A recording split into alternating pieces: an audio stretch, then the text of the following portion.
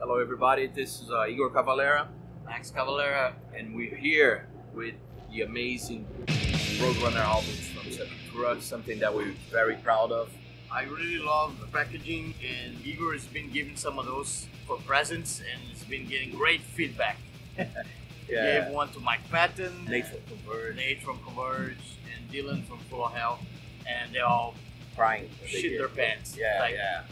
Unbelievable. It's like the coolest thing to give somebody. You know? Not everyone has a chance to have like a packaging with all the records in it. So this is, for me, it's quite an amazing thing. And I think it would be cool to show some of the vinyl for the fans. So we're gonna start with Schizophrenia, which is 1987. For me, I love the fact that also it has a color that was not very used in metal, like the blue, and it's very focused on it. And of course, having the vinyl in blue makes sense. So it's something that it's really cool to have. I remember thinking like this album would stand out with so many black records at the time, having like a baby blue. I think the only one that I remember that it was kind of like that was My War by Black Flag, which had the baby blue thing. So those, for me, are definitely like some of my favorite stuff. And then, of course, Beneath the Remains, our first Roadrunner record. Yeah, let's see what color we got here.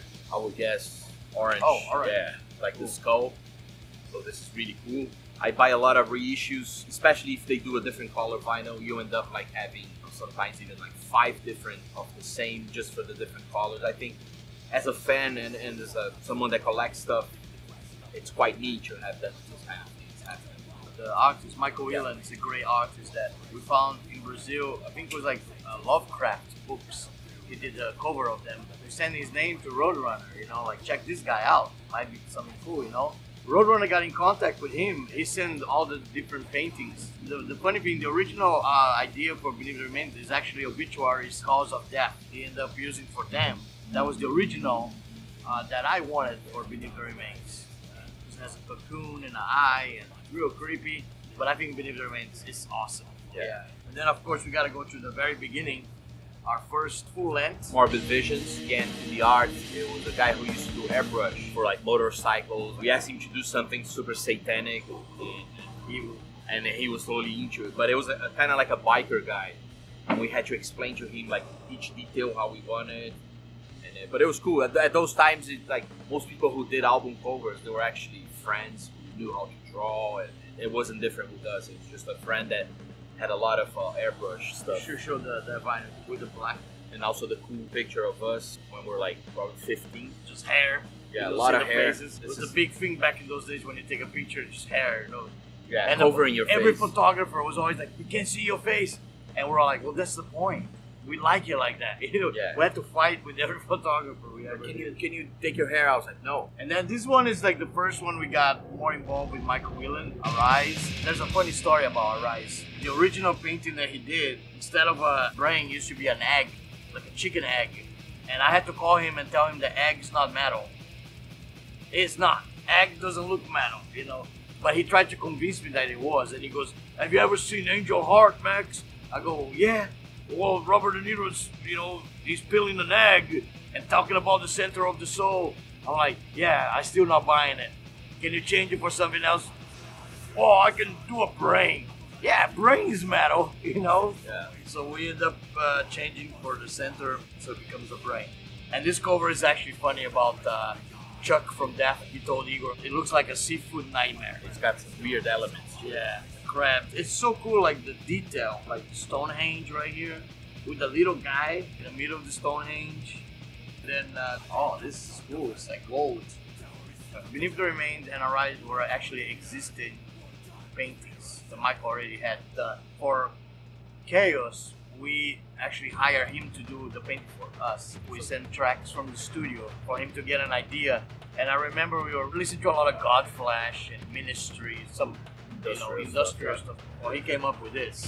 It's pretty badass, and I love it. All the details, the hands, the wall with faces, the machinery, which is like the industrial side of Chaos AD.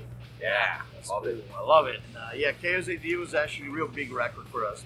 We worked with Andy Wallace, which is a master of producing. He has done Nirvana and Madonna and all Slayer, everybody, and it was pretty much a teaching experience. Like he was like teaching us about everything and about ourselves. Yeah. You know, so he came in the jam room and he would just take notes of the songs, and then later on he would like territory, maybe start with the drums because he didn't start with the drums. We went to Wales too, away from anything, any distraction. You know, in the middle of nowhere, there was nothing to do. It's a really famous studio called Rockfield, where Queen recorded Black Sabbath. So that was a good vibe, you know. So I love the way Chaos AD came out. It was a groundbreaking record. And then of course we have Roots. This one's a little bit different. The design is actually taken from a dollar bill from Brazil. We've been around this Indian for a long time since we were kids because you paid the grocery, you pay with the dollar bill, and the Indian's always there, you know. So it's something that we were familiar with. And I had the idea to use the face of the Indian from the dollar bill.